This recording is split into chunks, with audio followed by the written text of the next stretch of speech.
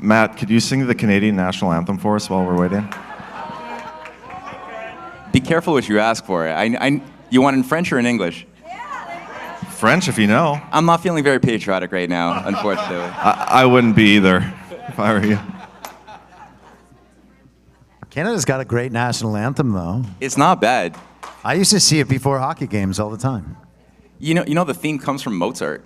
No kidding. Yeah, Calixte-Lavallée is the author of this thing. Wow. He was the author of the Canadian national anthem he was fighting in the Union in 1862. He got like eight bullets in his body. And he was a Republican fighting for making Canada a republic during the Civil War. He tried really hard to create a national culture of music that could like generate original sound that would have a Canadian sort of vibe. And just got cut down by Jesuits and Anglican, Freemasons left and right. And finally, he gave up on Canada after he wrote the national anthem and it was being rejected. And he went to the United States and he set up the first U.S. music conservatory to generate an original sound for Americans, for an original American school that wasn't simply replicating what European artists were doing. And he invited Dvorak to come to America. Which he did, and created this whole school of, all of Dvorak's music on the frontier, taking like the best of Manifest Destiny, a lot of Native American sounds, like Negro spirituals, were all generated by Calixte-Lavallée and his network that were working with like freed slaves who had like developed the spirituals on the plantation. I just learned something totally new today. Cool. Well done. Well, first off, he knows so many more things than I know. We thought maybe a good and fruitful conversation to have today would be about the epistemological approach to history, and his in particular, and then I'll probably just be asking him questions most of the time. But as a starting point, I think many of you have probably heard at some point, Burning Bright or I talk about a story-first approach to analyzing what's happening in the world, analyzing news, analyzing history, etc. And within that approach, something that I think is kind of a natural outgrowth of that understanding is to recognize public communications toward us, whether it's the news or history or whatever, are presented in a story form, and that story is designed to provoke emotional response and then attachment and belief and then the actions that follow from that belief. And to make from my Hollywood entertainment industry adjacent past and Burning Bright's past in fiction writing, you understand the beats of a story and how no matter what story is being told, the structure is going to be similar, if not the same, because it's designed to provoke those emotional reactions as time goes on. And so if we're getting stories from the news and from history, etc., then they're probably going to fit those similar structures too. And so I take what I observe in the world today and then apply it to history. And so I think that that's a jumping off point. And I'll let you respond to that, and then I'll tee up for the kind of color revolution side of things. Yeah, absolutely. I think that's a nice way of setting the stage, quite literally. And I just want to say, first of all, this is a breath of fresh air. I really appreciate my first GART experience, and yeah, the amount of love and just being able to be free with your ideas and just share in this type of community is great. So well done for putting this stuff together, guys. Really, really great. Yeah, on those points, I think the idea of narrative and story is just, it's at the heart of everything. And I think, the idea of good versus evil is something which we all kind of know that we have choices, we have free will, we could become worse or better people based upon the choices that we make, based on the values that we hold or the virtues that we aspire to or that we fail to awaken in ourselves, right? And every individual is kind of the microcosm of humanity as a whole. And when you look at humanity, there's definitely a tension shaping all of the wars, the peace treaties, the assassinations going back thousands of years. I think the whole human experience is shaped around an expression of evil and goodness And the oligarchy will sort of overly simplify in the stories that they give us in Hollywood stories and other things. They'll overly simplify things to a Lex Luthor Superman type of template, right? Which will destroy your ability to appreciate the real sophistication of evil and good. Which it's not like, oh, I really just want to take over the world and I have power, so I'm going to do it. And Superman, what's his motive? Like, I just need to do good because I love the flag. And it's like that's not why good or evil actually happens. So when you look at, I think, the study of history properly, I think what we've all discovered is that there really is a continuity of evil that goes back to ancient times that is at the heart of a lot of every crisis that we faced. And we can say that when you read the writings of the Founding Fathers, they understood that they were up against a very centralized evil ideology that was manifesting itself in things like the Hellfire Club and things like the City of London and its global expressions.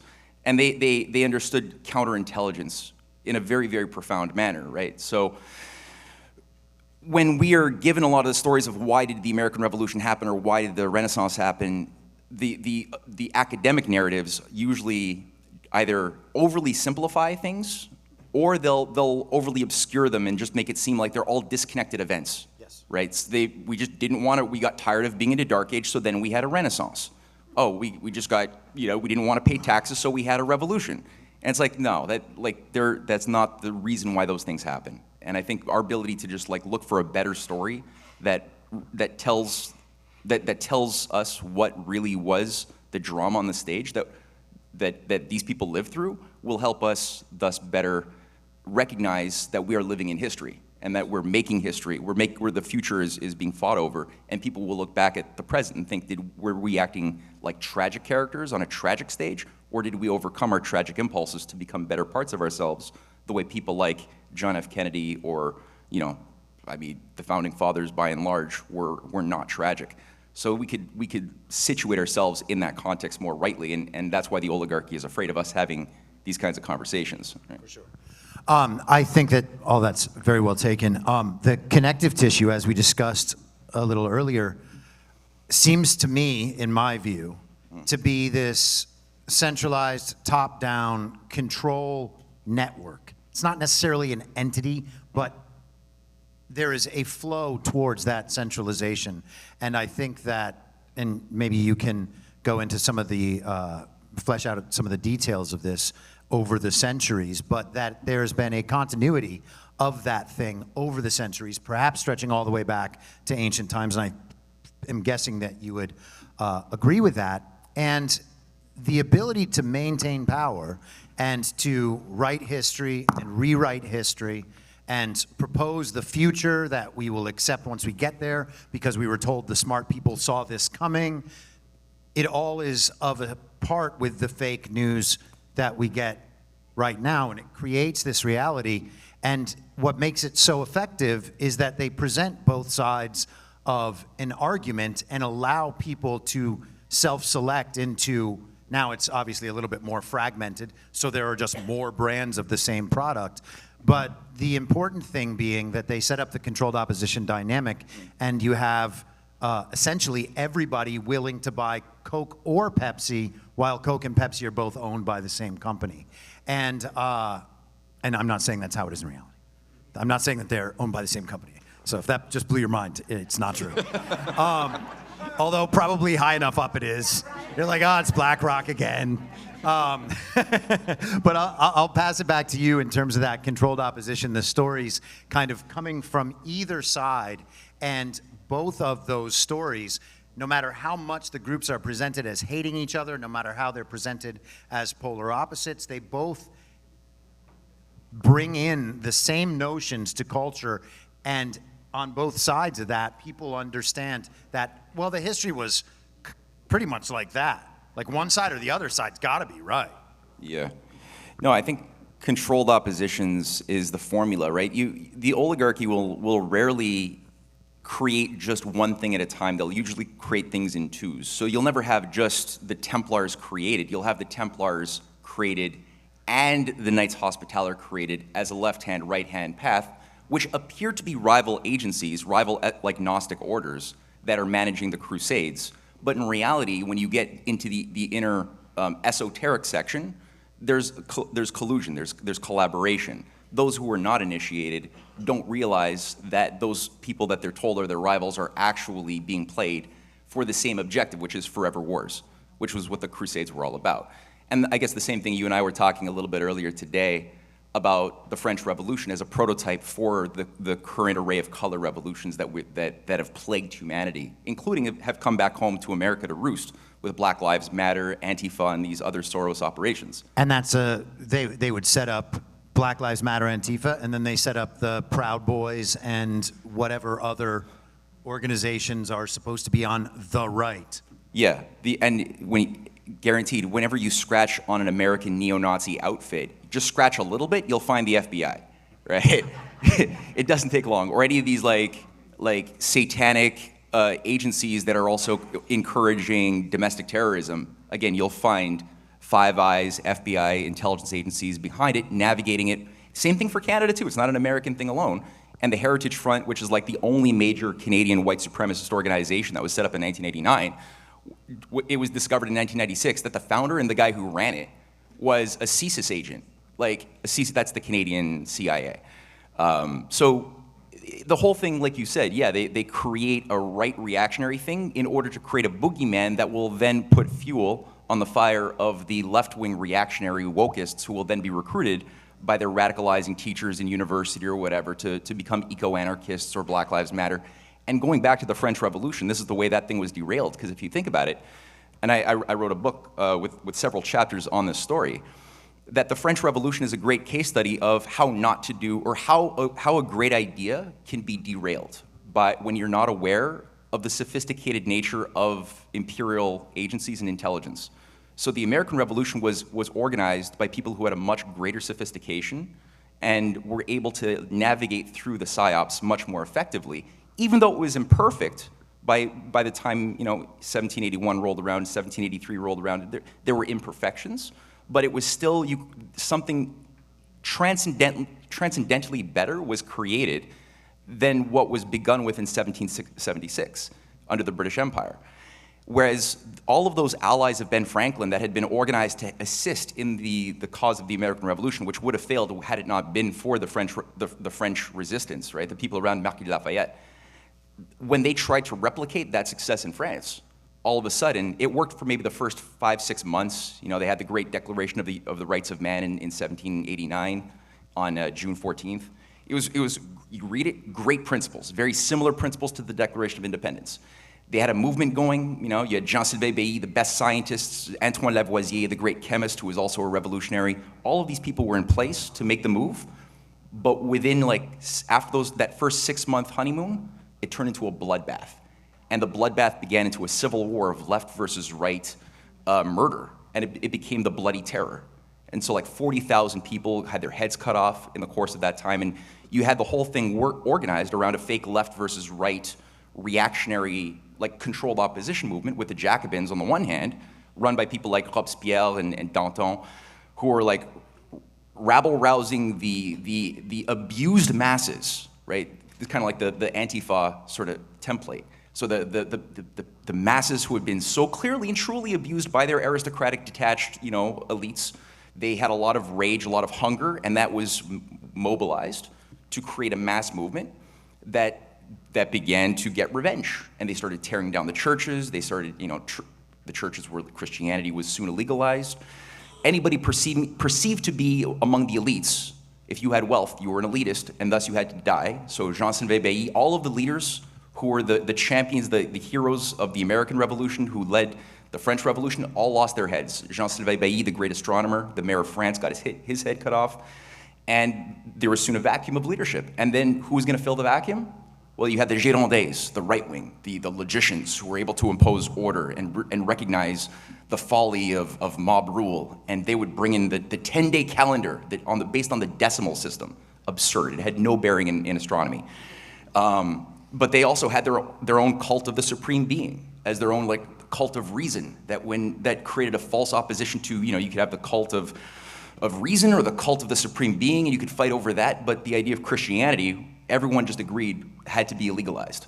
right? And then coming out of that, when after enough people on both sides got their heads cut off over 5 years, then a bigger vacuum was there to be filled by a Rothschild-funded Napoleon, who declared himself consul, but then, soon said, you know what, I'm actually not gonna go with the Roman Republic, so I'm not gonna be a consul like I promised. I'm gonna go with emperor instead. And by like 1801, he was declaring himself emperor of the world. And 20-year forever war, or not a forever war, but a 20-year unnecessary war happened, and all of a sudden, coming out of that, the solution in 1815 was, well, we just need to restore forever oligarchies under the Congress of Vienna. And then we'll just ban ideas that cause revolutions. So we'll ban Benjamin Franklin, Thomas Paine, anything that might inspire people to break from the mold, we'll just ban them. So that was it. Yeah, and I think that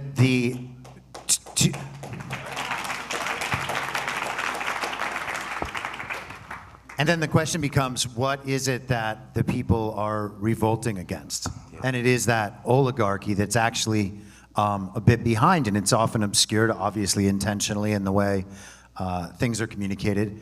But it's also difficult for us to detect if we are trapped within the controlled opposition dynamic, if we're doing left and right, which is improperly defined, if we're doing Republicans versus Democrats and all of that. It's very difficult to see what that next level is. And the confounding part of that is that those two factions can legitimately be in opposition, but they're kind of competing for attention and resources from like a parent, essentially, right? They're brothers, and they're visibly fighting, but they're fighting for the attention and resources from the parent, and we often just get ourselves involved with who should win the fight rather than understanding that they're both in this competition. And from the top level, they're like, okay, well, yeah, let the best man win. Whatever works, whatever these people get on board with and believe, as long as you just keep fighting like this, it's totally fine. Yeah. And I think that, the comparison to the color revolutions is actually, and maybe this, we can kind of move into this a bit, but I look at the playbook that is available for us to understand now. We can see it play out again and again and again. We had the Reichstag fire, maybe you want to speak to that, and then we have Maidan, and we have January 6th, and we have January 6th down in Brazil, and these all seem to be the same part of the playbook. And we have the Black Lives Matter response to stories of atrocities. I'm not trying to say that racism's not real, but the idea that there was this race war where white people were killing black people, or even white cops killing innocent black men, I think we can all understand how oversold that was. And so I take something like that and I look back through history and I think, are these same dynamics present in stories that we've heard about or indoctrinated into believing over the course of our lives? And every time I look, that's what you said a second ago, you just start scratching that surface, and underneath it is the same thing again. Yeah. You know what was crazy? When the Black Lives Matter riots were really the fire was hot in 2019, they tore down a Frederick Douglass statue.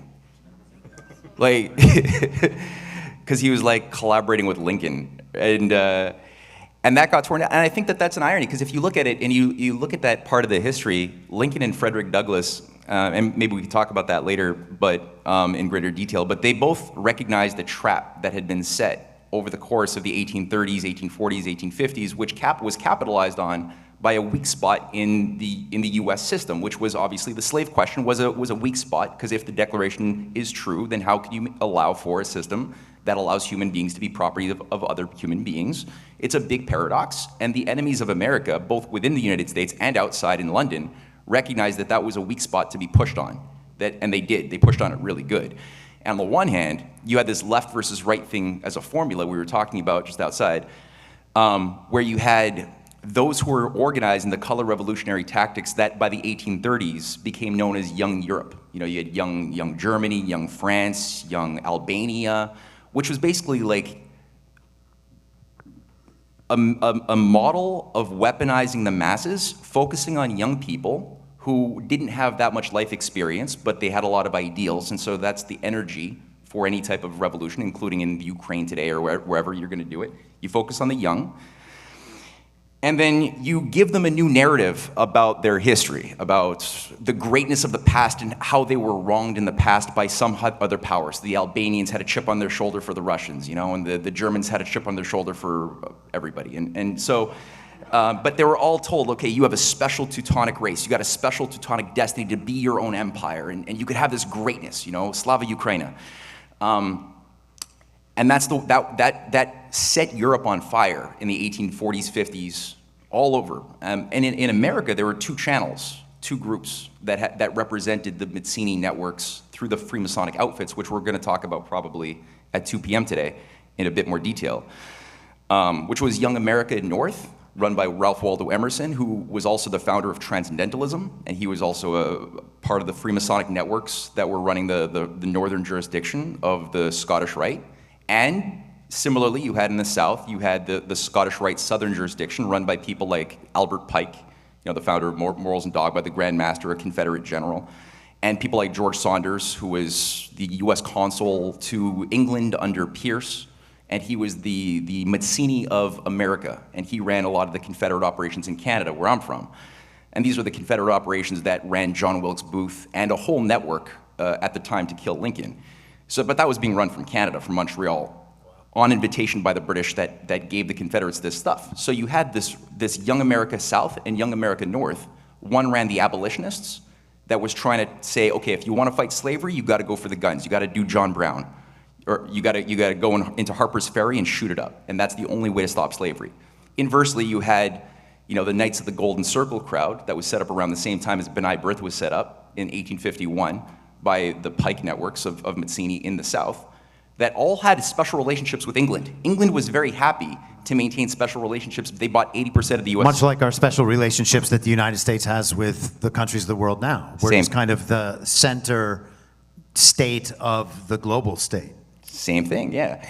And the idea of both, they both said, okay, well, you know, North and South branch, well, we're going to go for terrorism to get our way. We know when that is necessarily going to force a breaking point, we'll dissolve the Union, get rid of the Constitution, we'll create two confederacies. The northern states that don't have slavery will join Canada, and they'll have a special relationship with England. The southern branch will have their own empire called the Golden Circle, and they had maps with Cuba as the center of this new slave empire with a special relationship to England, which is buying all the cotton.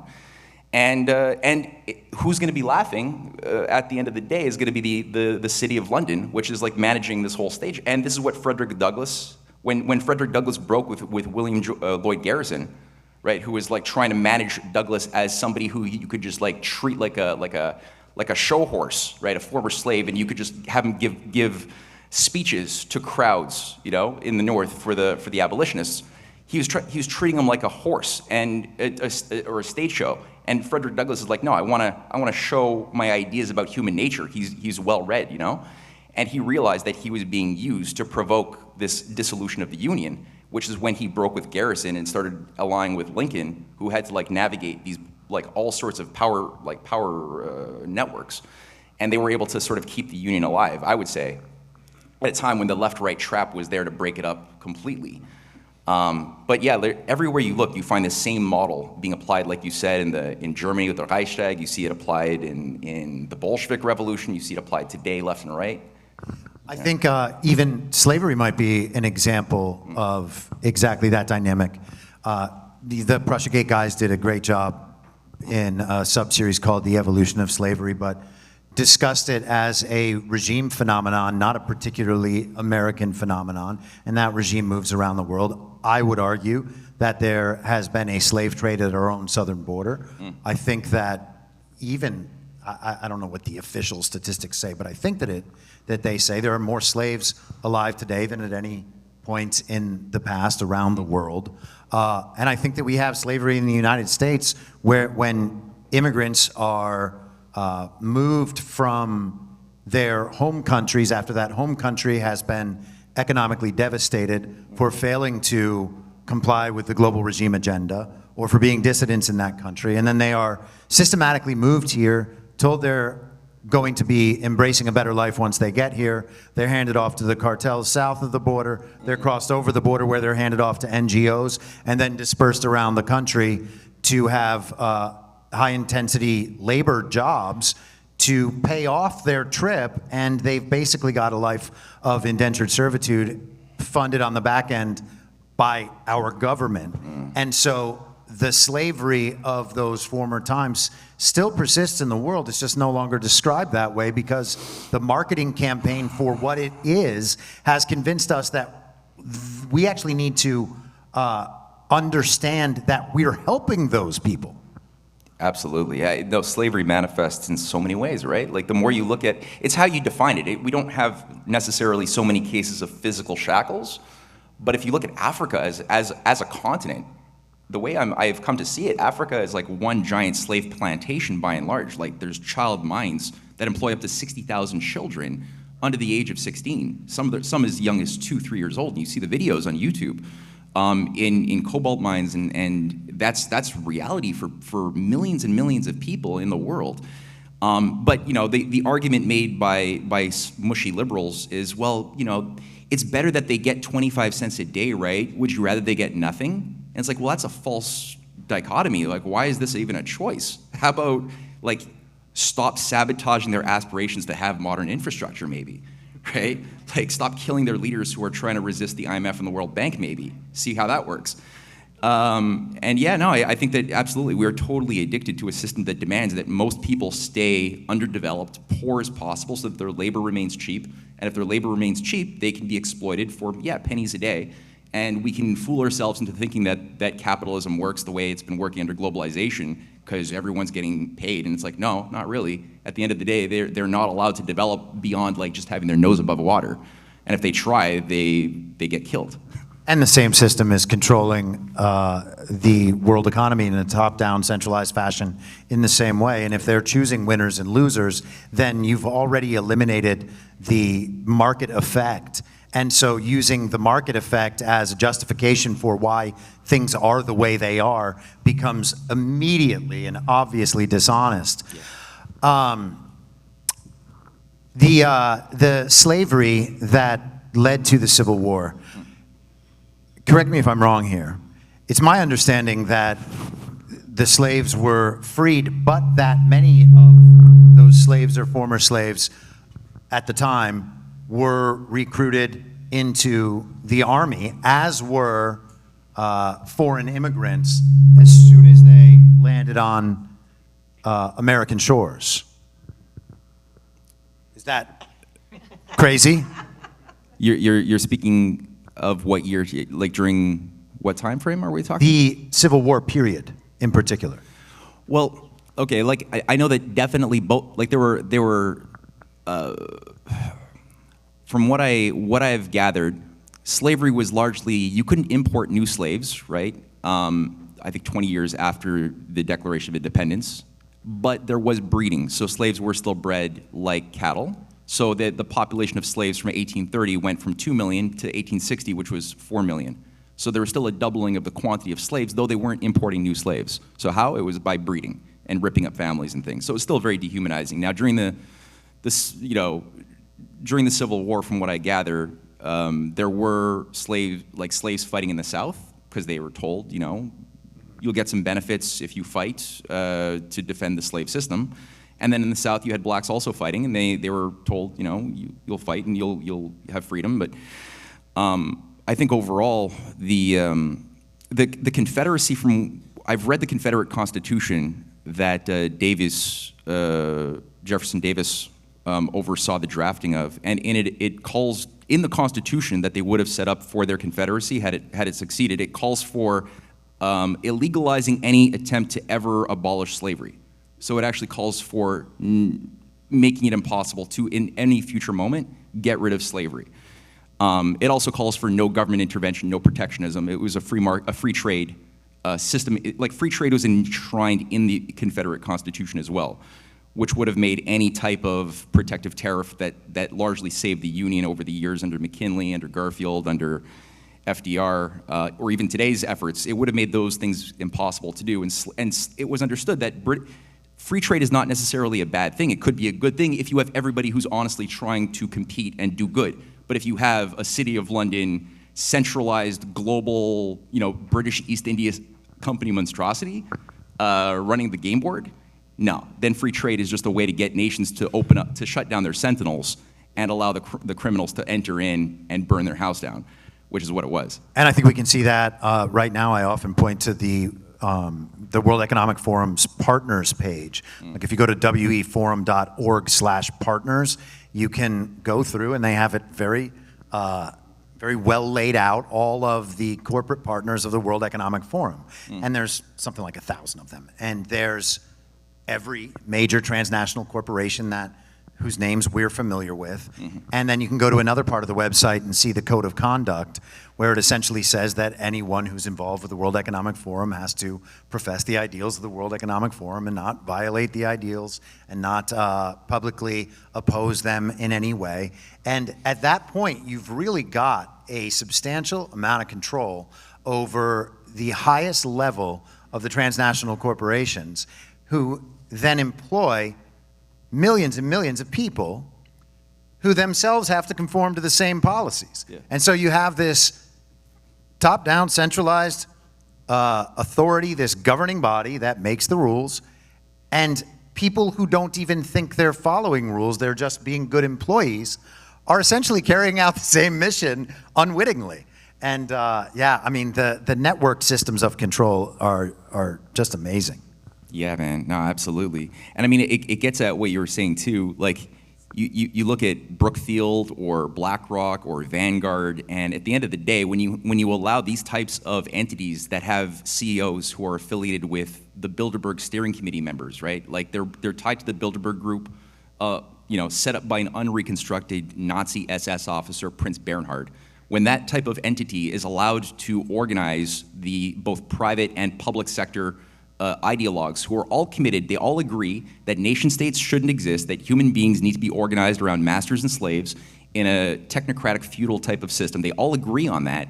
You could call whatever the system is that they're pushing capitalism, but it's not. It's designed to be a certain perverse expression that uses capitalist language and maybe brings out the worst of us, by encouraging hedonism and license and calling it value. And competes the same way to appease the higher authority. Like there's still the competition on the bottom level to get the rung up. Yeah. But at the top level, it's just control. They all agree, right? And you have people like George Soros who are able to then, with his billions of dollars of assets being bankrolled by Evelyn de Rothschild, right? His whole quantum management, open society operation is completely tied to the same Bilderberg Group thing. He can go run about and do currency warfare on small nations that are trying to defend themselves by destroying their local currencies like he did in the 1990s as a speculator, and just say, oh, it's just capitalism, right? If I'm not, maybe millions of people are dying by me selling short on the Malaysian, whatever the dollar is in Malaysia, whatever, maybe millions of people are dying and suffering, but that's the rules of the game. I'm just playing by the rules, right? If I wasn't doing it, somebody else was doing it, would do it anyway. And that's the logic of the drug dealer as well. Like I don't like selling drugs, but if I'm not doing it, someone's gonna do it, so I might as well do it.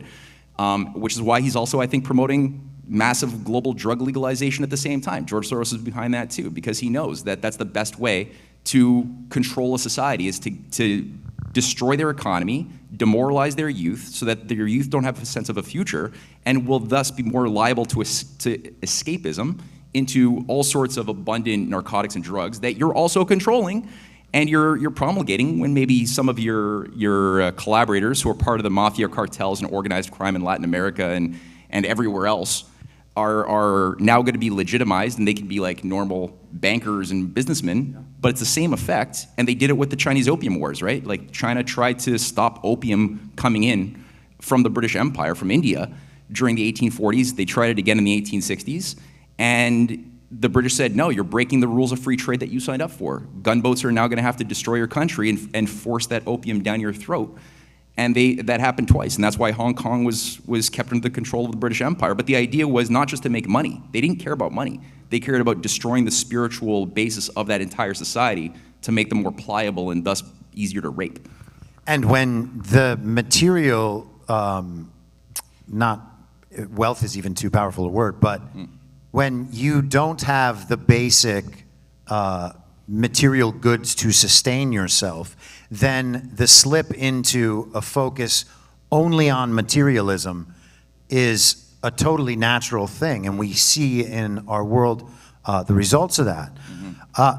But to the systems of control, there was actually an interesting article at the beginning of the week in Semaphore, of all places, and Limited Hangout perhaps, talking about this 300-person signal chat group set up by Mark Andreessen, and it was everybody from people in the administration like David Sachs to people like Tucker Carlson and Ben Shapiro, and there were liberals in there, other technologists. It was a group of 300 people that have had this long-running signal chat where they basically discuss politics and world events and what their interests are and how these things, and those arguments would then be the basis for the public communications on Twitter. And I have to imagine that the set of people that Elon is often amplifying and reposting has significant overlap with the group of people talking behind the scenes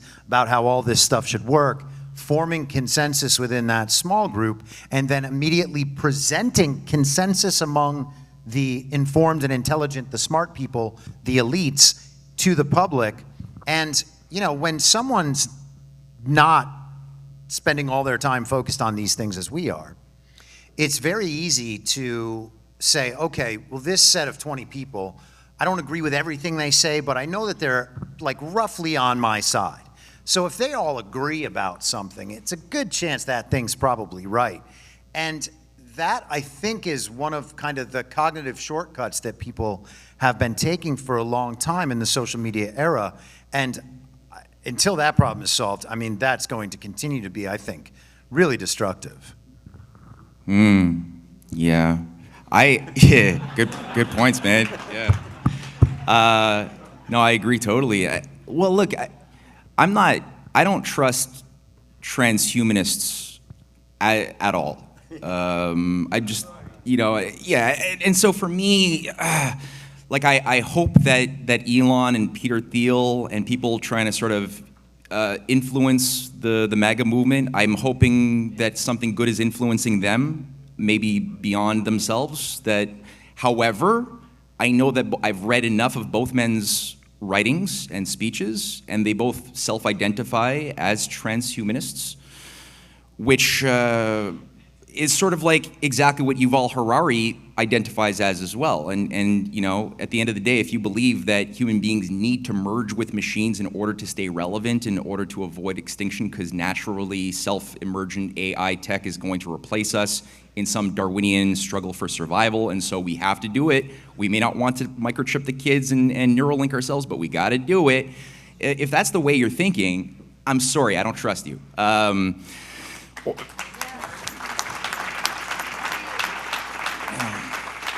And I think you've actually touched on another one of those dynamics that we can see replicated throughout these historical revolutionary periods all over the world, where it is sold to the public that we must do something terrible to prevent a potentially much more terrible thing from maybe happening if we don't do this. Yeah, well, that's Hitler's enabling acts too, right? Like, the Reichstag's on fire. We got to just give up our freedoms for a moment, and you know, it'll all be given back, and we'll have a strong man bring in moral order, because you know the Jews are lighting our buildings on fire, and so we'll let him have the enabling acts. We'll let him become emperor, but he'll give it back. He promises he will. Now that was never the idea, right? Neither was it the idea for the neocons around Wolfowitz who were setting up the 9/11. The idea was to always do a Hitler 2.0. And to bring about things like the Patriot Act, the massive security and surveillance dragnet. That was always the idea, and they were never going to give it back to us, you know. So now we have, you know, domestic terror variants or expressions of the Patriot Act 2.0 that Biden advanced, and even Biden was like the guy who did Patriot Act in 1995 when the Oklahoma City bombings happened, and also the first World Trade Center bombings. That again was Biden who drafted, or maybe it was Jake Sullivan. I'm not sure, but or Bruce Reed. It was Bruce Reed, another Rhodes Scholar, who drafted the omnibus crime bill, that then John Ashcroft said, yeah, we modeled our Patriot Act in 2001 off of Biden's omnibus crime bill. So it's actually Biden the whole time that did that. So it's always this, yeah, like you said, we'll terrorize people, give them a sense that that the future is hopeless unless you just do this thing, and then they'll have security again, and things will be better. And whether it's microchipping our kids or whatever, they're doing the same thing too. It's going to be a crisis. Your kids can't compete with AI unless you merge. Turn all of our wealth, power, and control over to the regime, and then they will be our saviors. I know it didn't work last time, but you can be sure that it is going to work this time. It seems to me, and I've been talking about this for a couple of years now, that they are attempting to recreate Donald Trump as Hitler and all of us as the Nazis. And the uniparty right, the organ of the regime that is branded as amenable to us, will combine with the MAGA thing and assume the identity of the MAGA thing, and then steer the MAGA thing back in their direction, and whoever goes with them will be fine. But at the point that they've completely left the MAGA thing behind, they'll reassume their old identities, giving us their prior identity, which is the Hitler, Trump as Hitler, us as Nazis, and then you immediately have the justification to destroy those people. Oh, those people on the fringe, they're the ones who went too far. It's not the global regime that's doing any of these awful things, it's those fringe people. Yeah. And sure, we allied with them for a little bit, but then we realized just how fringe they were, and so we've gone back to the center while those people probably need to be eliminated. And the controlled opposition, it combines and then it separates. And I think that we can, I would ask your opinion on this actually, but I was having a conversation with ChatGPT the other day about what other, my ChatGPT has become surprisingly based, to be honest, about what other world leaders might fit that same profile. And it talked about Stalin and it talked about Napoleon. And I wonder what you think in that framing, if that framing makes sense. So you're thinking like there would have been a split between like the Leninists and Stalin, for instance, or the pushback that came to the Jacobins in the form of Napoleon after. Now, I'm not trying to say that Trump is either of those figures. I'm just talking about this in relation to this playbook that seems to be playing out over and over again, where the characters are replaced with other characters as time goes on, or the location changes and some details are altered, but ultimately it's the same baseline story. I highly recommend people read Peter Thiel's The Straussian Moment 2007 essay. Peter Thiel is not, I think he's, in my view, he's pretty dangerous. And that essay is sort of his manifesto. If you want to get like his philosophy of life, read that essay. And who was Leo Strauss? Well, Leo Strauss was brought in through the Frankfurt School operation into the school of, into New York. He taught in Chicago, but he organized in the 30s and the 40s and the 50s a grouping of intellectuals that became the neocons. So, you know, Paul Wolfowitz was part of the Straussian organization that Zbigniew Brzezinski brought in the 70s under Carter. In the first round, Dick Cheney was a part of that operation in the 70s, right? And then they came back with their revenge after Clinton. John Poindexter was also a big part of that, who ran a big part of Iran-Contra. Irving Kristol and then Bill Kristol. Irving Kristol, Bill Kristol, yeah. And the interesting thing is that a lot of them were also Trotskyists. Yeah. There were Straussians and Trotskyists in the 30s, in the 40s, and then when Trotsky dies, they all become neocons under people like, yeah, you notice that's here, right? Yes, it's crazy that our conservative movement is actually just Bolsheviks. Hard Wall Street Bolshevik revolutionaries, exactly, yeah.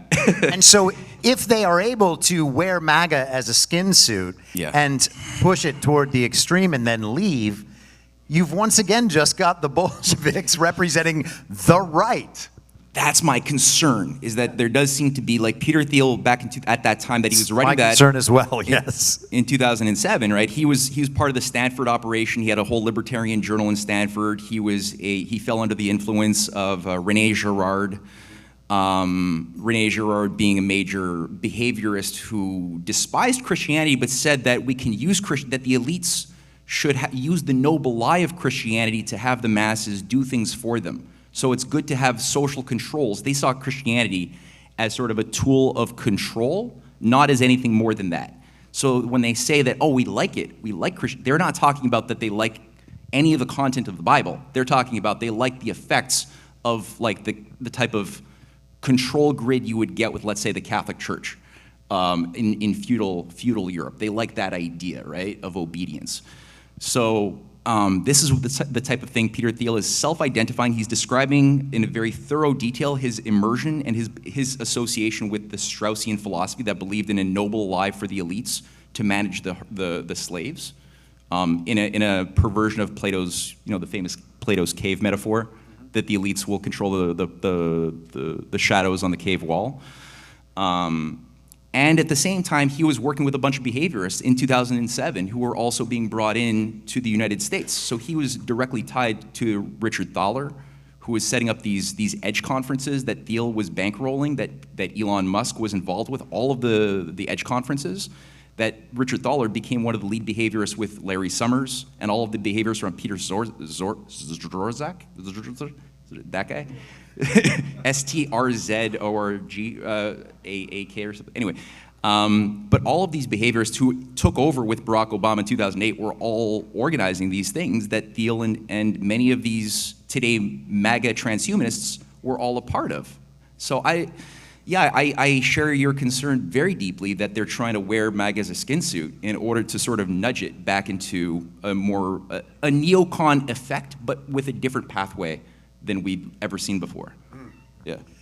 It's funny, Peter Thiel was actually just on Jordan Peterson's podcast last week, and Jordan Peterson brought up the Nietzsche God is dead passage from The Gay Science, and he did not use it in the way Girard understands it. And so you could kind of see Peter Thiel bristle, and then the next time it was his turn to speak, he immediately moved into how he studied under Girard at Stanford, and I don't want to say it's an uninformed take about Girard, and I'm not deeply read in Girard, but it's something that I have spent a little time with recently. And one of the interesting things, and I take your point about Girard, I'm not sure his overall perspective on Christianity, but one of the interesting things that he said, because Girard is concerned with the scapegoat phenomenon and how societies need to find a scapegoat, someone to blame, so that they can have the catharsis and then move on. And he thought that Christianity was an interesting departure from other religions and from pagan mythology prior to it, because they all found someone who, through actions they actually performed, was in some sense responsible for the disaster that followed, but that Christ was actually totally innocent. And in Christianity, the mob is actually seen as not the victims of the one scapegoat, but the scapegoat is, in that case, seen as the true victim of a riled up mob. And so that I thought was really interesting in terms of his perspective on Christianity, that one key point. We got a question? Yeah, real quick, from the chat, John Drake wanted to give you a shout out, Chris.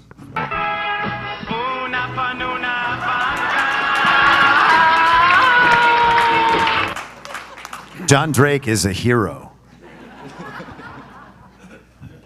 So I'd like to pull a thread from the last conversation, as Ash and G Money were fighting, and what you're talking about here, and it's your reflections on two questions that are common to this conversation.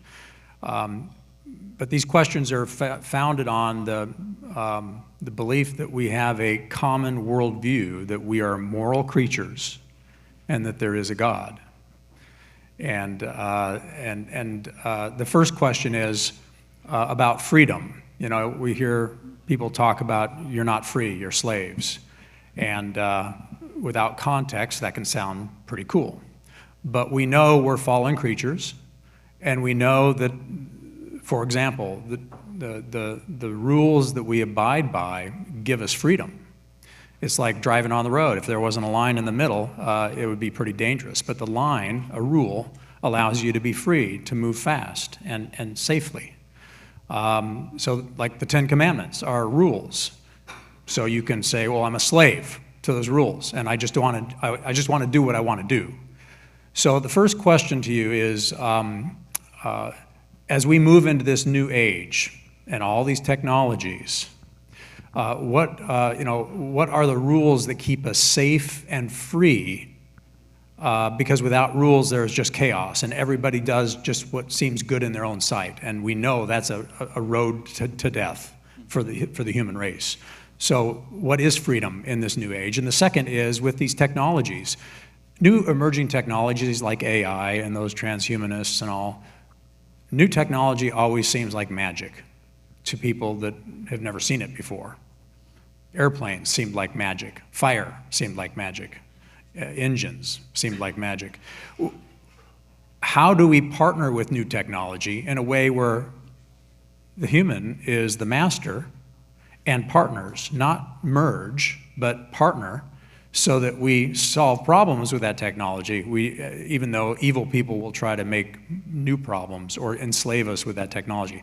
Those are the two questions. Freedom, what does it mean? What rules are required to actually have freedom versus chaos? And two, can we partner with this new technology in a way that keeps us human and moral and uses the technology as our slave?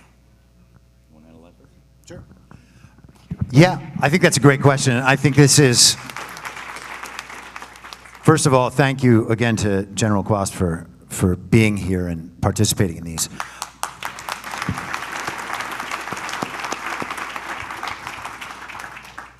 This is the crux of the issue, I think, ultimately, because the most powerful people in our world right now are, if not technologists themselves, then very close to all of this emergent technology. And some of it may have been hidden technology that we just didn't have access to. I'm totally open to that idea. And I would like to embrace what the world as it is actually is. And so I'm totally open to all of those things. But I think that the critical aspect is who is controlling these very, very powerful tools. And I have very few concerns in my optimism about where we're headed in the future. But if I had one, it's that these technologists, as you mentioned, don't seem to have a God-centered approach to the world that they are trying to build. They seem like they want all of these things that they know will empower them primarily. We hear about how they're going to cure cancer and how they're going to solve all of these diseases and make people live a long time. Well, are you also the guys causing cancer? Because then when you say you're going to cure it, I'm not quite as impressed. And I'm not quite as convinced that I need to embrace your technology. And so that's been the critical thing for me. And unfortunately, it's probably the hardest thing to discern, to be able to tell whether or not a stranger like Peter Thiel, who seems to have some interesting leanings in terms of freedom and sovereignty. He's certainly more conservative than many of his counterparts, but he's also just kind of a progressive when it all comes down to it. And, you know, eliminating the controlled opposition understanding of his kind of uniparty right closeness, once that vanishes, it's like, oh wait, he's just the same as those other guys. Now, I don't know that that's true. Again, this is one of the hardest things to discern. And if you listen to my show, this is something I spend a lot of time on, because these are very confusing problems. But ultimately, the most important problems to solve, the last thing I'll say is, we're not going to solve them if people aren't told the truth about any of this stuff. Because the hive mind needs to be operative, and people need to hash these things out among themselves and then come together in groups, maybe like this one, where at least some common understanding. People don't have to agree, but if there's some understanding on what this thing is and how we can be looking at it and then judging for ourselves, I think that's incredibly important. And right now, I don't see the truth being told about the world that they want to see emerging, and Elon constantly saying that we need to establish civilizations on whatever Mars is does not get me there. I would add a few thoughts based on, okay, so I have a lot of writer friends. A couple of them I've noticed have gotten seduced by AI in the sense that they're allowing it to write articles for them and even write books for them. And the question is like, well, AI does a pretty decent job on one level of taking the essential ideas. You know, they'll say like, take my last 8 episodes of this podcast I do and extract the essential points I was making and make it a book. And it does it, right? And it fools a lot of people. And it might be kind of useful on a certain level to have that. But what is going to stop that from corrupting? This is brand new as well, right? So what's going to stop that crutch from destroying the creative minds of so many researchers and writers who want to take the easy path? And if they allow themselves that liberty, we could see the dissolution of major faculties of the noosphere, of human cognition as we know it, eliminated by virtue of allowing this technology to think for us, to create for us, which is a big misuse and a danger that freaks me out a little bit. So the thing that would prevent somebody from engaging in that corruption of themselves would be their conscience, their sense of knowledge of what they are losing if they allow that. And knowing that means that they have to have some self-awareness, some self-knowledge of what the mind is in a healthy state, in the sense that it's made in the image of the creator, but that requires work. You don't get the best of yourself if you don't put in work. And that the payback is infinite, right? By doing hard lifting, your muscles get better, you go to the gym, your body gets better, but the same thing for the mind. If you do the heavy metaphysical lifting, your mind gets more powerful. And it's something that in a healthy society, the way I see it, right? Like kids receiving a healthy education will be given access to what their mind can do, not by being told you have to memorize these formulas in order to pass the test and never know why the Pythagorean theorem is true. You just memorize these symbols, you reproduced it, kind of like a computer would. Whenever a certain pattern emerged, it got a result and you passed the test, but you never knew the question. You just got the right answers. So that type of culture that gets brainwashed by that type of rote education will thus not know what allows technology to progress. You read Ben Franklin. Ben Franklin he put a lot of work in during his lifetime to make his experiments on electricity very transparent so that both the elites but also the masses could reproduce his experiments, and he made them games. Where everybody would hold hands and one person would get an electric shock and it would go through like all people in the ring, and then the last person would get the buzz, right? And so it was fun, but at the same time, he was doing it in a very loving, platonic manner, making the experience of reproducing discoveries about the laws of creation something we could all do in varying degrees. And then when that happened, you could then look at the new inventions being brought online, and they wouldn't be mystified. You'd be like, okay, I know the science of what allowed these inventions to happen, these lightning rods, these different ovens, these different things, right? These radios. I know what the electromagnetic field is. I'm well versed in that language, so I appreciate this invisible ocean of electromagnetism swimming around us that we could tap into for communication. So I think part of the thing today is people don't know what freedom is because they have been detached from what their mind is, and so because they don't know what their mind is, as far as like being, if we're really made in the image of a living, loving, reasonable creator, and thus we can create and discover in a participatory manner with creation, we should know that freedom is the ability to abide by our conscience, to express the best of ourselves. And whenever that's being taken away from us, we know, okay, something wrong is happening, and we would have a metric.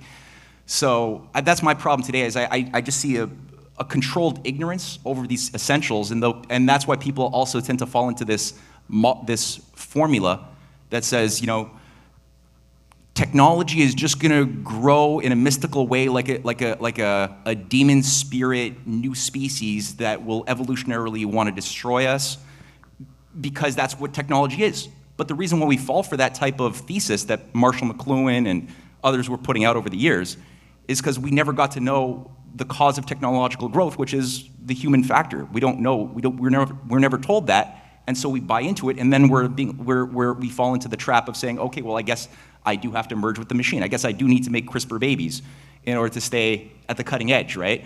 And in the race of Darwinian survival. So that's the way I'm thinking about it: is culture, conscience, and knowing ourselves. We're getting the almost time to wrap up cue from John.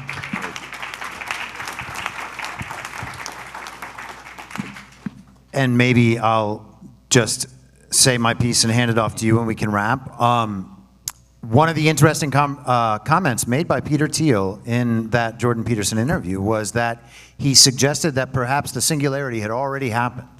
And I wonder, and have thought quite a bit about whether or not that's true. It seems that through the algorithmic control of social media, through the algorithmic control over a lot of the physical systems that we interact with in terms of, and I was talking about this a little bit last night, just with my plane experience the other day, it seems like we have these systems set up like the Walmart just-in-time system, where things just arrive when they're supposed to arrive, inventory moves and then is immediately sold, and everything is supposed to be working perfectly, and that's very efficient and it's very profitable for the company. But the problem is when something like that is implemented in the airline system and they know that this plane is going to be here and then it's going to be there, and once it's there, it's going to make the flight we sold everybody to over there.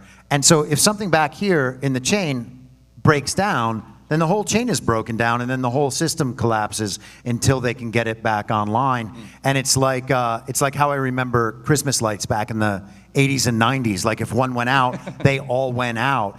And it seems like we have those systems replicated again and again and again. And so we have the algorithms controlling our beliefs, the algorithms controlling aspects of our physical world, the algorithms controlling probably the ways that we are steered by media communications. And at that point, you really have to wonder if behind that is already the thing that we're scared of emerging. If you got any closing thoughts, Matt, you can go ahead.